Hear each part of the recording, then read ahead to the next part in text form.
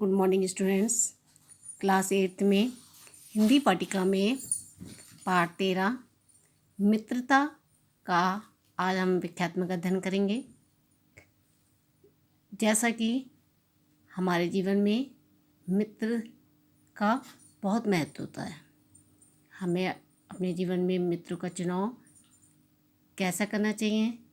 मित्रों को चुनाव करते समय हमें कई बातों का ध्यान में रखना चाहिए, क्योंकि एक अच्छा मित्र ही हमारे जीवन को की सफलता की ओर ले जाता है और कुसंगति हमारी जीवन को अवनति की ओर ले जाती है।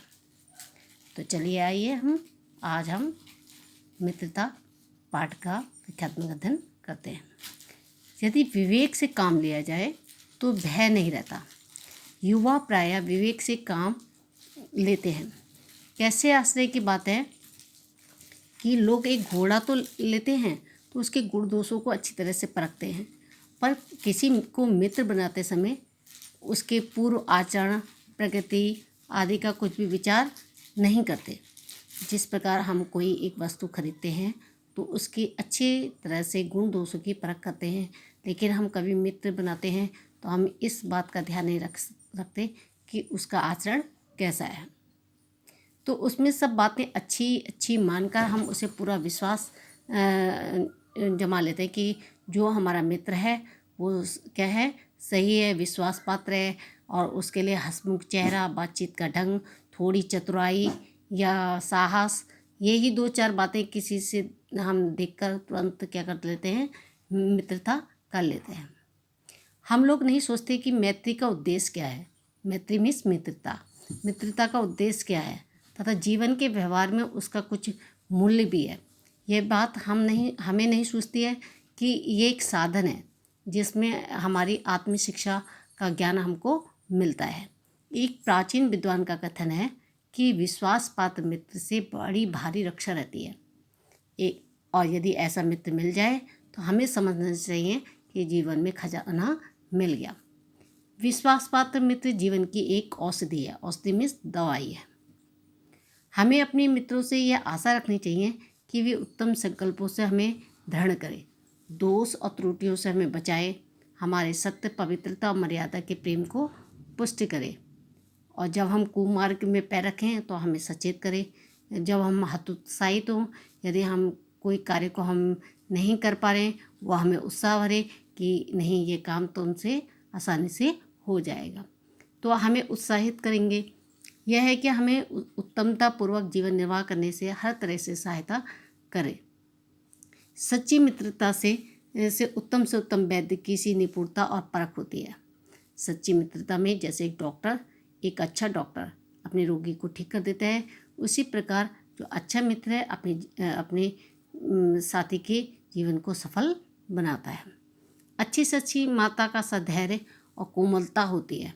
ऐसी मित्रता करने का प्रयत्न हम हर युवा को करना चाहिए। छात्रावास में तो मित्रता की धुन सवार रहती है। मित्रता हृदय में उमड़ पड़ती है।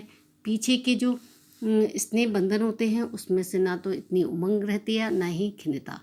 बाल मैत्री में जो मग्न करने वाला आनंद होता है, यानी बचपन के समय में जो हृदय को बेदने वाली ईर्ष्या होती है, यानी जलन, और वह कहाँ और कैसी मधुरता और कैसी अनुरक्ति होती है, कैसा अपार विश्वास होता है, हृदय के कैसे कैसे उद्गार निकलते हैं, वर्तमान कैसा आनंद में दिखाई पड़ता है।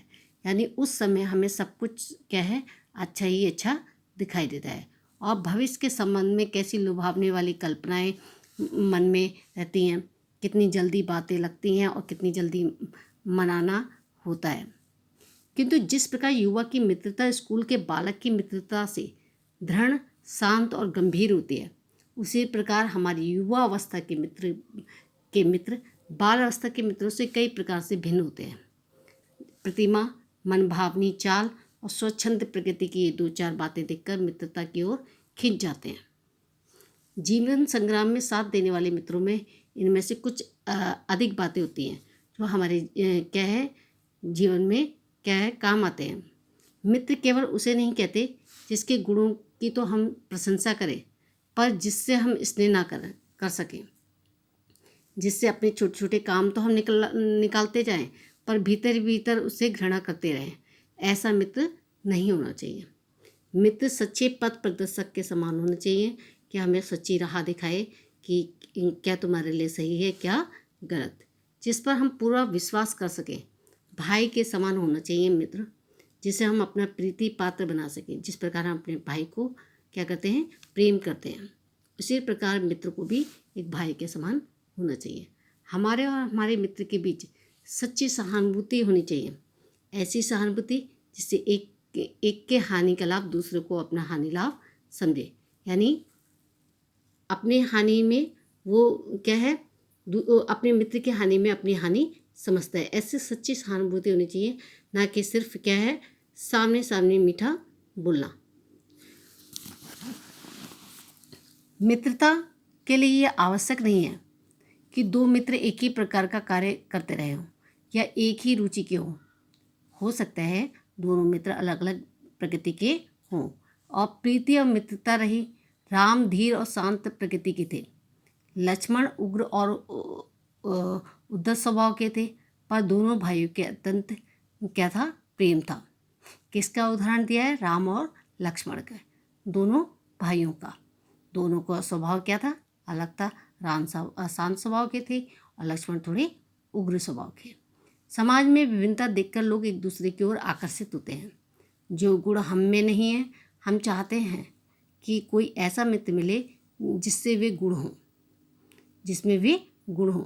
चिंताशील मनुष्य प्रफुल्लित चित्त का साथ ढूंढता है। जो चिंता व्यक्ति होता है वो हमेशा अपने साथ कैसा व्यक्ति चाहता है, जिसका मन हमेशा खुश रहता है। निर्बल बलि का धीर उत्साही का।